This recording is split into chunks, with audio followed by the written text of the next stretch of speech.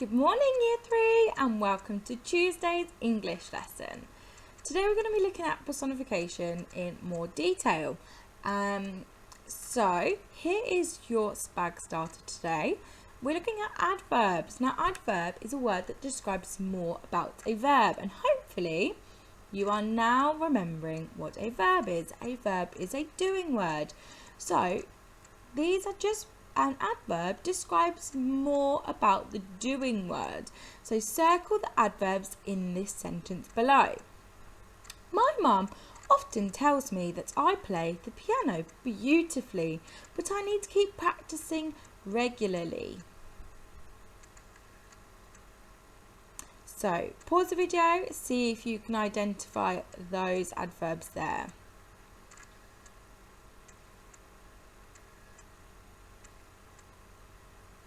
Okay, hopefully you thought, right, where are the verbs in this sentence?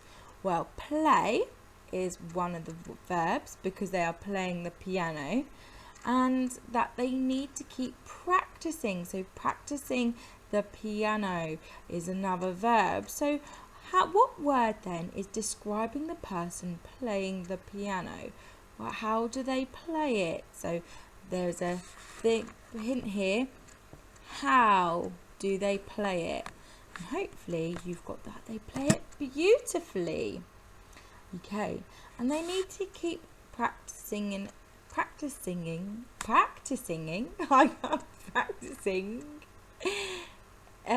regularly.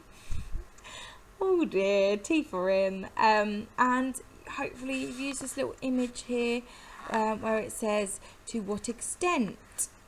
Okay, but they need to keep practicing it regularly. So hopefully you've got regularly, so that they need to keep practicing it. So to what extent?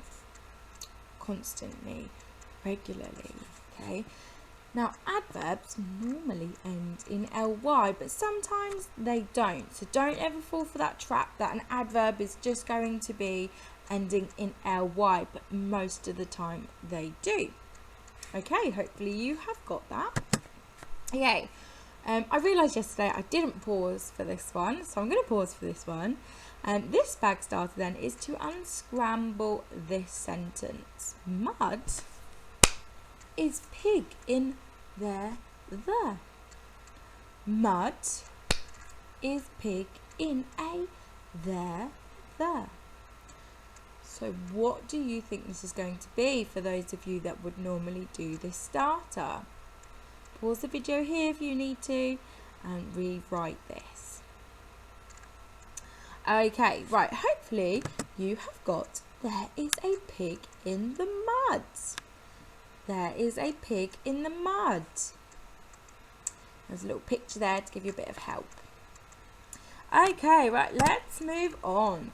So today we're going to be delving deeper into our understanding of personification. Now, if you remember from yesterday, personification is where you give human qualities to animals or objects. So to a noun, you are going to give human qualities. So here is an example here in this little picture. The stars winked at me. Now stars twinkle, so you could say that is them winking at you from afar, and that is giving them human qualities, because we can wink, stars can't wink, but they look like they're winking from afar. So here is a little song. I really hope this works, otherwise I'm going to have to cut it out of the video, but it's a great song and it'll be stuck in your head for the rest of the day, but I just like this song, so let's go.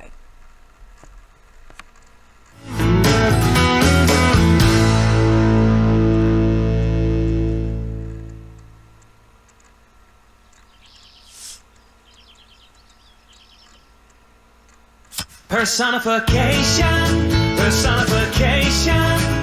making something come alive with the words that you provide in situations. Personification, take something that you're saying and it acts just like a person.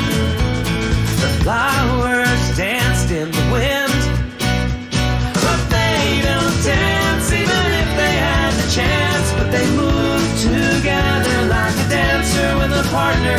It's a nice way of saying what the flowers were doing today. Personification, personification, making something come alive with the words that you provide in situations. Personification, take something that you're saying and it acts just like a person. The city I live in never sleeps, but who would have said that the city goes to bed? And I think you'll agree how big that bed would be, and it's a way to write down that there's always some people around.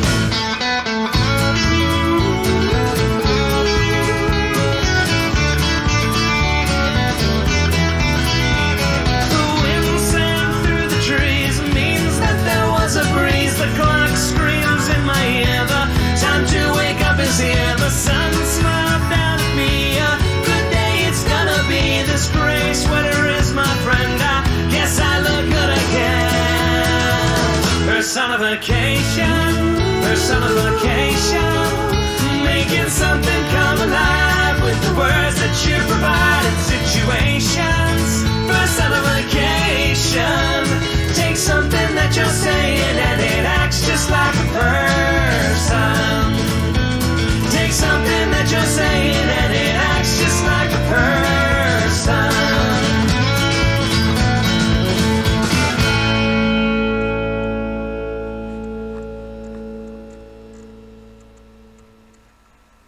Okay, so I really love that video. I know it's American, but it's really good because it just it's a nice catchy song that helps you remember what personification is.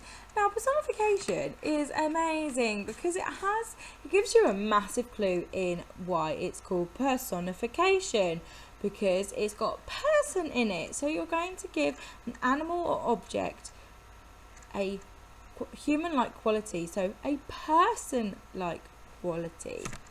Okay, oh, is this going to play again? Come on. There we go. Okay, so I want you to have a look at this little picture here, and I would like you to write a descriptive sentence that includes personification about this lamppost. So what is this lamppost doing, and how can you then transform that into giving it a human-like quality? So if you'd like to pause the video here and see what you come up with, and then we can share it. Okay, here is my sentence. The solitary lamppost winked at me as I sat on the ancient wooden bench. So I haven't just said the lamppost winked at me as I sat on the bench. I've included a lot more description. That's why I put descriptive in bold there. We really, really, really want to extend our language now. Extend our I'm going to say the word, and I hope it's correct when it comes out my mouth. Literary language.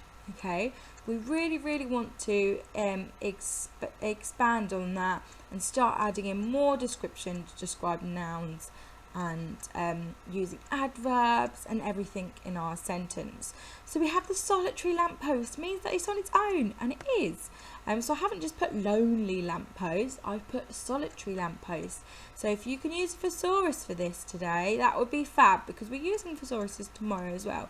You can use thesauruses online if you are at home, many websites for that. And at school, obviously, we have thesauruses on the bookshelf. So, the solitary lamppost winked at me as I sat on the ancient wooden bench. So, it's not just any wooden bench, it's an ancient one. So, we're saying that it's old. And the lamppost is winking. Now, hopefully, you've come up with something much better than that compared to what I have put about it winking. You could say that the lamppost smiled, it cheered, Oh, this is when I need you guys in the classroom to help me, because you always think of something much better and it gets the ball rolling. Okay, so I'm going to leave that one there for now. Hopefully you've come up with some really lovely ones. If you can, message me on Discord, message them, put them on the group chat or the class Discord. It would be lovely to have some more conversations going on there. And then there we go, that's just me picking up on, notice the description there, not just the lamppost winked at me. Okay, I would love for you to try this one. So pause the video. You've got this amazing city picture here for you to have a look at. There's lots of things you've got going on here. What I can do is, actually, I'll give you my example and then you can see if you can work from that. So here's my example. The mirror city sighed as the warm morning sun touched their faces. Okay, so you've got the mirrored city with all the glass, and you've got them sighing as the warm morning sun touched their faces. So you've got the city being given human-like qualities, and you also have the sun giving human-like qualities, because the sun cannot touch their face, but it does with the warm sun rays. So pause the video here and have a go at writing a couple of sentences for this. Okay, and I think that is all from me. So today you're going to be given some pictures to stick neatly into your books. Now obviously if you're at home and again you don't have a printer, you can just look at the pictures and write a couple of sentences for them. That is fine. And there will be pictures on the website underneath this video for you to use. It'd be lovely, lovely, lovely if you write 2 descriptive sentences for each picture using personification. Now here I've just given you that little hint again. Personification gives objects human-like qualities. So you've got examples such as singing, dancing, winking, jumping, whistling and tickling. So many things that you can do that gives it a verb for the object or thing. There we go, and that is again me done. So I hope you enjoyed doing this. I love personification when writing creatively. I think it's a really cool technique to use, and it's just really effective, like a simile and a metaphor, but I really enjoy personification.